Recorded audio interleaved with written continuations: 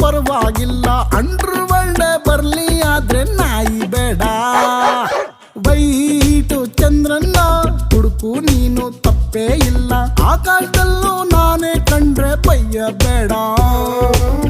ಕಾಜಿ ಪೀಂಜಿ ಶ್ವಾನವ ನೀನು ತೋಳಲಿ ಅಪ್ಪಿಕೊಳ್ಳಬಹುದೇ,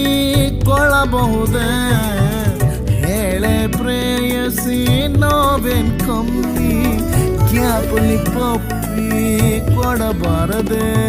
ಹುಡುಗಿ ತಲೆಯಲ್ಲಿ ಮೆದುಳೇ ಇಲ್ಲ, ಹೆಚ್ಚು ಹೇಳೋದೇ ಕಷ್ಟ.